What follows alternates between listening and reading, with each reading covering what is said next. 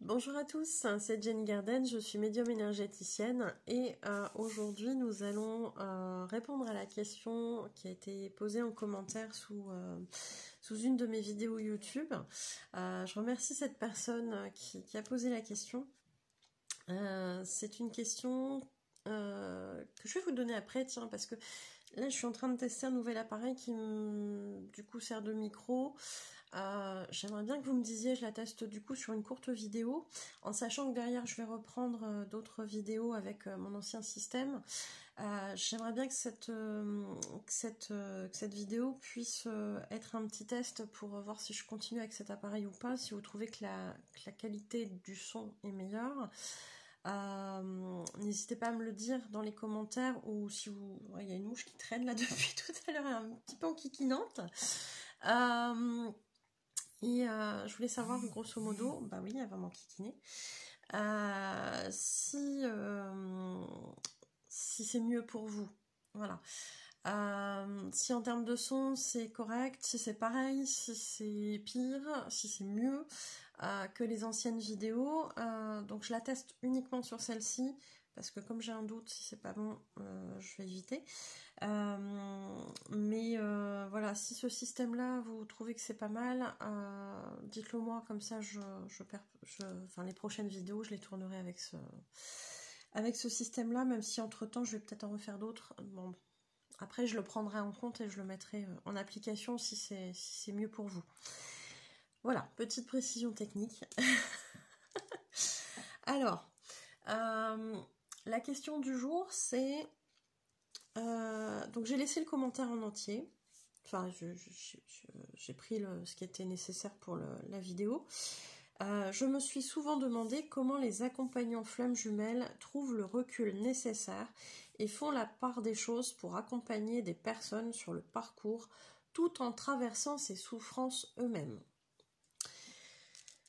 Merci pour votre question qui est très intéressante, et je vais donner ma part de comment ça résonne chez moi.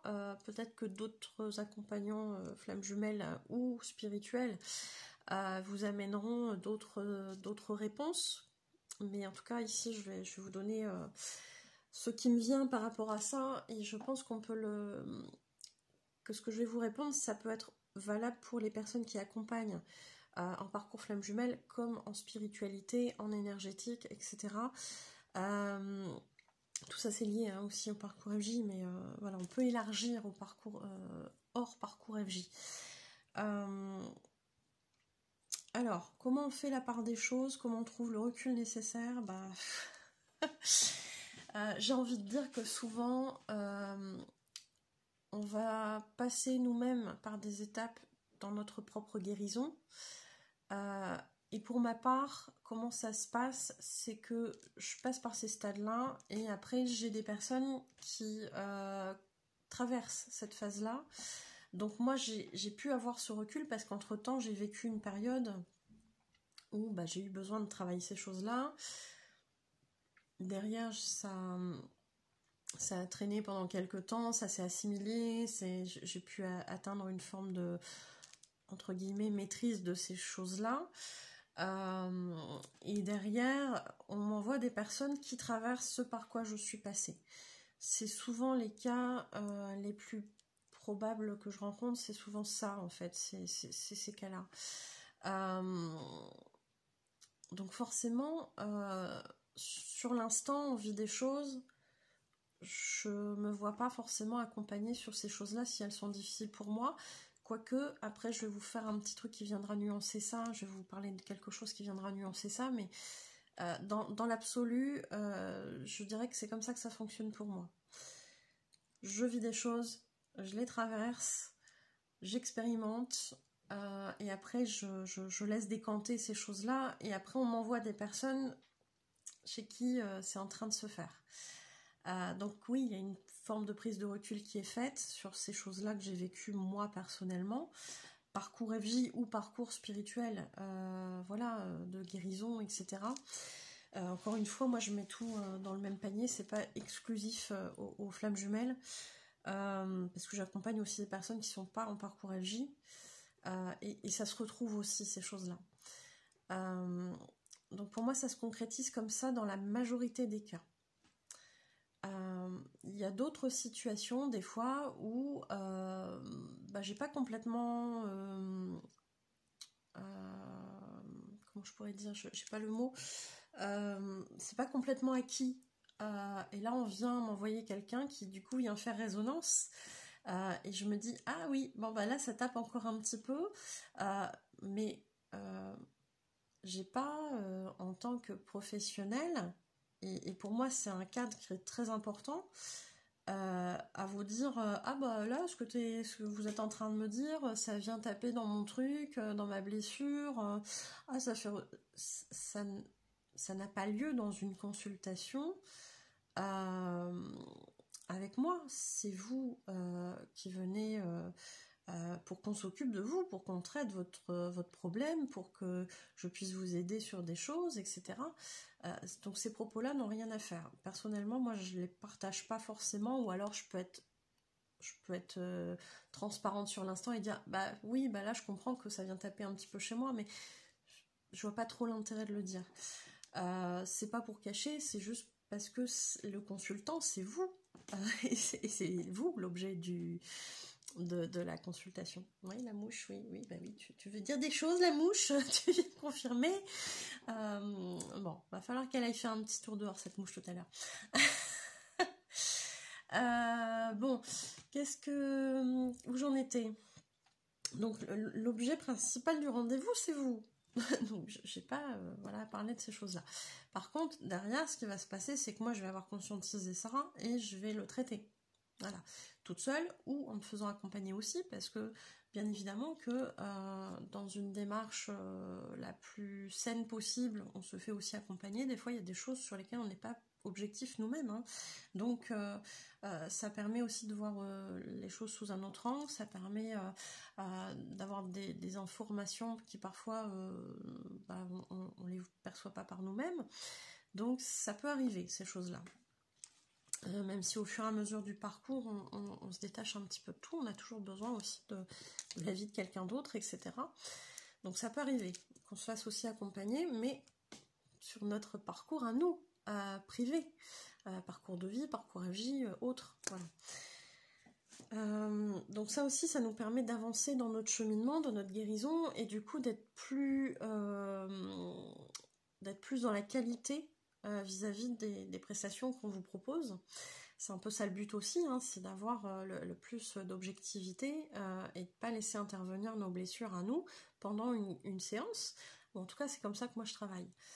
J'ai été surprise du nombre de personnes qui me disent mais Ginny, vous êtes professionnelle, j'apprécie cet aspect-là, etc. Moi, je me dis, c'est normal en fait. Et j'ai plusieurs personnes qui m'ont dit, quand je suis en séance pour mon parcours, alors FJ ou personnel, hein, j'ai la personne qui est censée m'accompagner qui me raconte sa vie, son parcours. Non, ça n'a pas lieu d'être dans une séance que vous payez. C'est pas professionnel du tout. L'objet de la séance, le rendez-vous, il est pris pour vous. Et ça, c'est hyper important. Si cette personne qui vous accompagne vous donne un exemple pour illustrer son propos et que cet exemple-là est personnel et que ça dure quelques secondes, pourquoi pas, ça peut m'arriver. Mais en aucun cas je vais dévoiler ma vie pendant 1 heure de temps, pendant la séance, et revenir toujours à moi. Ce n'est pas l'objet du rendez-vous. Le rendez-vous, c'est vous. C'est comment on va gérer cet aspect-là, comment on peut vous aider, etc. etc. Donc ça, c'est hyper important. Qu'est-ce que je voulais dire aussi ? Donc comment on trouve le recul nécessaire ? C'est tout simplement aussi en travaillant sur nous, hein. On continue de travailler sur nous au fur et à mesure du temps qui passe, hein. Et je suis persuadée que les couples FJ qui sont réunis continuent de travailler aussi sur eux, hein. Ça ne s'arrête jamais. Comment on fait la part des choses ? Ça, c'est encore difficile. C'est encore un autre sujet.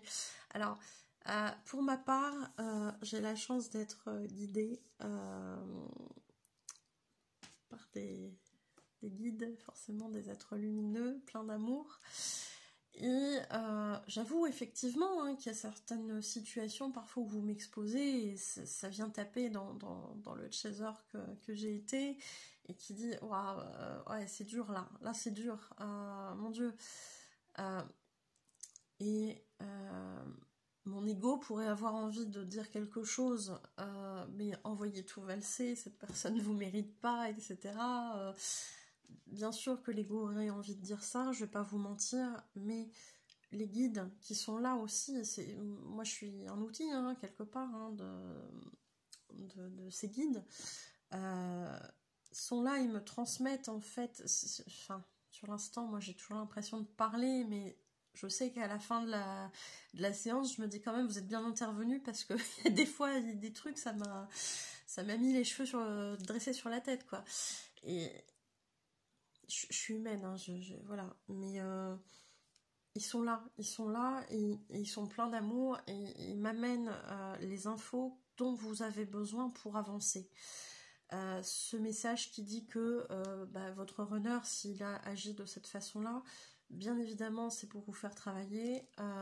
Ça n'excuse pas forcément le comportement en question parce qu'on sait que des fois ça peut aller loin. Ça peut taper dans les blessures très très fort chez les chasers. Je suis persuadée que c'est aussi dans l'autre sens, mais j'ai quand même beaucoup plus de chasers que de runners en séance. Et il y a vraiment des choses où ils sont là et ils me donnent en fait. Ils me donnent ce que je dois vous dire, ce que je dois vous transmettre pour que vous puissiez avoir une amorce de compréhension de ce qui peut se passer de l'autre côté. Et surtout vous amener des réponses qui peuvent vous soulager, vous apaiser pour continuer dans ce parcours qui est effectivement parfois pas de la tarte, c'est pas évident. Donc voilà, comment ça se passe. Les souffrances, on les vit dans notre vie normale, dans notre parcours flamme jumelle. Personnellement, j'ai vécu des choses très compliquées à un certain stade de ma vie, à plusieurs stades de ma vie, mais il y a des moments où j'étais pas dans ma mission de vie. Là, le fait d'être dans ma mission de vie m'aide aussi à tenir dans ces moments difficiles qui peuvent parfois arriver. Alors, j'en ai moins qu'avant, parce que je pense que je travaille aussi à cet alignement au quotidien et ça aide quand même. Ça ne veut pas dire qu'on a toujours des moments faciles.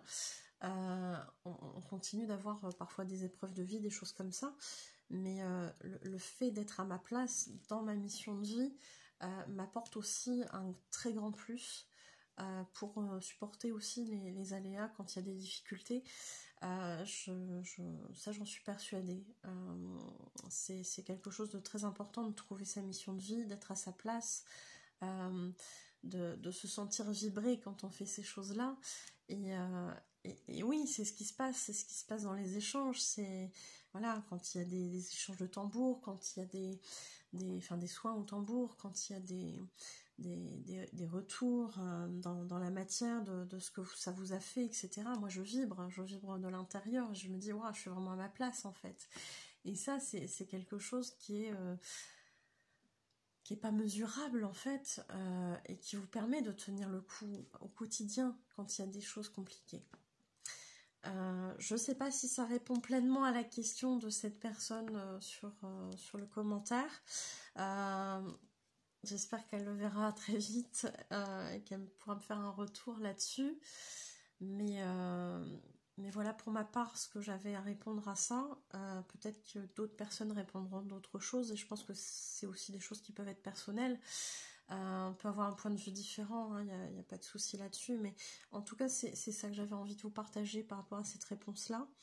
Et j'espère que ça vous aura aidé, que ça vous aura plu, que ça peut aussi peut-être être l'objet d'une autre discussion par rapport à ce que je viens d'amener, pourquoi pas. Mais en tout cas, on fait de notre mieux au quotidien pour vous, pour être meilleur pour vous. En tout cas, moi, c'est meilleur pour moi, bien sûr, au départ, mais je sais que ça a forcément un impact sur l'accompagnement que je vous amène, qui est en théorie de meilleure qualité que si j'avais pas travaillé sur moi, forcément, hein, à mon sens. Donc voilà, c'est toujours positif, toujours bien de pouvoir vous accompagner derrière tout ça. C'est voilà, des choses de vie qu'on expérimente. Et voilà, on a ce besoin, de toute façon, la vie nous pousse à ça. Hein. Il y a peut-être des gens qui commencent leur cheminement de guérison et qui se lancent tout de suite. Peut-être qu'il y a une raison à ça, c'est pas à moi de juger, mais il y a besoin effectivement de se guérir avant, en tout cas de travailler sur les grosses blessures, parce que encore une fois on travaille toute notre vie sur nous, mais je pense qu'avant un certain degré, l'accompagnement c'est peut-être pas quelque chose de facile pour ces personnes qui sont pas encore entre guillemets suffisamment avancées dans leur guérison. Et encore une fois, c'est pas un jugement de ma part, hein, c'est pas ça du tout, c'est juste qu'à un moment donné, quand ça vient trop taper, je suis pas sûre qu'on puisse amener le meilleur accompagnement possible, ou alors le meilleur accompagnement possible en fonction de ces situations-là. Mais de toute façon, on n'est jamais conduit par hasard par un thérapeute, vers un thérapeute, vers un énergéticien, vers un médium. Il y a toujours quelque chose qui nous fait travailler et qui potentiellement peut faire travailler aussi cet accompagnant. Donc voilà, il n'y a pas de hasard. En tout cas, j'espère que ça vous aura plu cette réponse. Et puis, je vous souhaite une belle journée, une belle soirée. N'oubliez pas de me dire pour le son si c'est bon pour vous. Comme ça, j'ajusterai sur les prochaines tournées de vidéos, les prochaines fournées, on va dire ça comme ça, de vidéos. Belle journée à vous, à bientôt. Prenez soin de vous.